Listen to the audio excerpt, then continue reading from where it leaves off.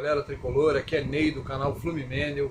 Hoje a gente vai atualizar vocês sobre as últimas notícias, sobre contratações, sondagens, enfim, tudo que está acontecendo no nosso querido Fluminense. O Fluminense está querendo se reforçar, está tentando se reforçar para 2022, para que a gente consiga fazer uma temporada melhor, com o time jogando para frente, de igual para igual, contra qualquer adversário. Coisa que esse ano a gente não conseguiu fazer, na maioria dos jogos o Fluminense jogou retrancado. Então o Fluminense foi para o mercado para tentar contratar. 3 jogadores já foram contratados: Felipe Melo, Davi Duarte e Pineda, lateral direito do Barcelona do Equador. O William Bigode já está com o pé no Fluminense, foi acertado as bases salariais, tudo certinho com o William Bigode. Parece que vai se apresentar depois do Natal para assinar contrato. Então seriam 4 reforços já certos. E hoje nós conseguimos a contratação do nosso treinador. O treinador vai ser o Abel Braga, com 69 anos, que seria, com essa passagem, vai ser a 4ª passagem dele pelo Fluminense. É um jogador que tem raiz, é um treinador que tem raízes no Fluminense. Ele começou como jogador aos 15 anos no Fluminense, né? As passagens do Abel no Fluminense, de 2005 a 2005, teve a primeira passagem dele como treinador, 2011 até 2013, onde ele foi campeão. 2005 ele foi campeão carioca pelo Fluminense. 2012 ele foi campeão brasileiro pelo Fluminense. Depois ele voltou em 2016 e ficou até 2018. Nessa passagem ele não levantou títulos. Ele tem 326 partidas dirigindo o Fluminense. É o segundo maior treinador, é o segundo treinador com maior número de jogos pelo Fluminense. O primeiro é Zezé Moreira com 499. Então o nosso querido Abel tem uma história no Fluminense e espero que ele tenha sucesso. É um treinador que costuma pedir jogadores. Quando se fala em Felipe Melo, em William Bigode, são jogadores que o Abel Braga gosta. E acredito eu que o Abel já estava em negociações com o presidente já antes do término do último jogo do Brasileirão, né? Tanto é que o Felipe Melo, a chegada do Felipe Melo, eu acho que tem tudo a ver com o Abel. O Abel estava no Lugano, e lá no Lugano ele já tinha manifestado o interesse de contratar o Felipe Melo. O Felipe Melo que não quis ir. E 5 partidas depois o Abel foi demitido. Então o Abel já gostava do Felipe Melo. Então, para mim, isso é indicação do Abel Braga, né? O William Bigode está por detalhes. Outro jogador que o Abel trabalhou junto em 2020 foi o Patrick, do Internacional. Um jogador que surge aí nas especulações. O Patrick parece que está brigado com a diretoria do Inter por algumas entrevistas que ele fez, que a cúpula do Internacional não gostou, e parece que o Patrick, que está em litígio com o Internacional, pode pintar aí nas Laranjeiras. É um jogador muito bom, atua tanto no meio campo quanto no lado esquerdo do campo, no ataque, ali na função do Caio Paulista, né? Só que o Patrick é infinitas vezes melhor do que o Caio Paulista, né? O Patrick é um jogador além de ser rápido, é talentoso. Rafinha, nós não temos nenhuma novidade sobre Rafinha. Não tem nenhuma, parece que houve uma sondagem, mas não tem nenhum tipo de proposta do Fluminense por Rafinha, pelo menos não que a gente saiba, né? Ricardo Goulart, esse é o jogador dos sonhos da galera. A galera está pedindo muito nas redes sociais a contratação do Ricardo Goulart. O Fluminense entregará essa semana uma proposta no papel para o jogador, né? O Fluminense teve um contato verbal com o jogador gostou da proposta do Fluminense, do plano de carreira do Fluminense, e parece que o Fluminense vai colocar isso no papel e vai formalizar a proposta para o Ricardo Goulart. Então ficamos aí na espera de uma resposta positiva do Ricardo Goulart, do seu empresário. Seria um jogador que cairia nesse time como uma luva. Ele pode atuar tanto no meio campo, na armação, como também no ataque. Um jogador que tem muita qualidade. Oscar, Fluminense sondou, mas desistiu pelos altos valores pedidos. Borja, não interessa ao Fluminense. Surgiu o nome do Borja, mas não interessa a cúpula tricolor.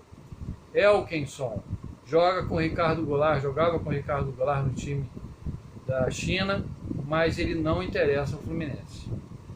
Cano, Germán Cano, só dará uma resposta depois do Natal, né? Ele está avaliando, ele tem um sonho de jogar no exterior novamente e está vendo as propostas, analisando as propostas. Se ficar no Brasil, fatalmente vai assinar com o Fluminense. Pineda, está tudo certo com o jogador, vai se apresentar ou essa semana ou depois do Natal. Davi Duarte, tudo certo com o zagueiro do Goiás. Já tinha assinado um pré-contrato no meio do Brasileirão. Alan que jogou no Fluminense, o Alanzinho, pode ser uma opção, caso o Fluminense não feche com o Cano. O Alan, inclusive, está manifestando interesse de retornar. E eu acho que seria uma boa, independente de trazer o Cano ou não, eu acho que o Fluminense precisa contratar 2 atacantes. E o Alan seria uma excelente aposta, né? Outro detalhe, pessoal, não sei se vocês sabem, mas pelaquela confusão que teve no jogo Fluminense e Atlético Mineiro, o Mário Bittencourt pegou um gancho aí de 30 dias pela confusão e pela reclamação com o árbitro, ok?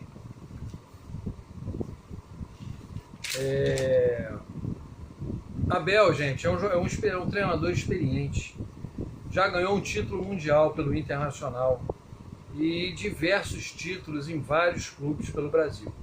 Conhece de táticas, conhece o futebol e tem tudo para fazer um excelente trabalho no Fluminense. Mas ele precisa de jogadores, meia armador, laterais, atacantes, enfim, posições carentes do Fluminense. Não adianta contratar um treinador experiente se você não dá material humano para ele trabalhar. Então o Fluminense precisa dar material humano para o Abel trabalhar, jogadores de categoria, para ele poder implantar a sua metodologia e levar o Fluminense a conquistas. Matheus Ferraz, lembra do Matheus Ferraz? Que não tem jogado há séculos pelo Fluminense? Pois é, ele vai continuar no Fluminense até o final de 2022.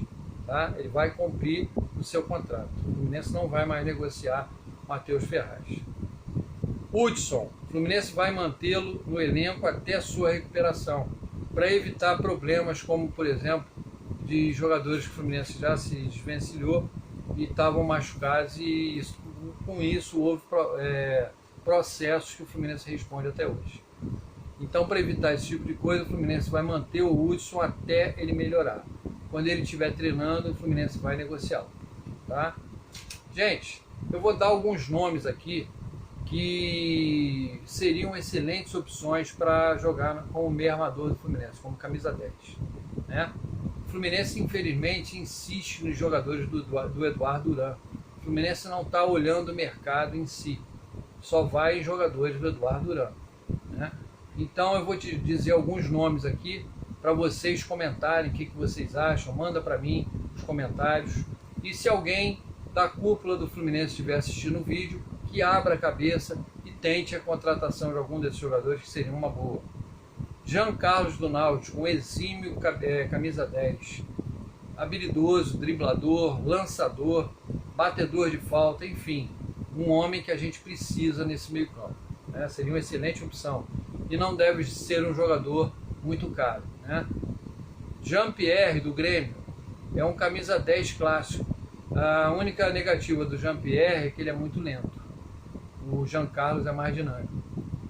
Douglas Costa do Grêmio, jogador que está encostado no Grêmio, não deve renovar pelo seu alto salário.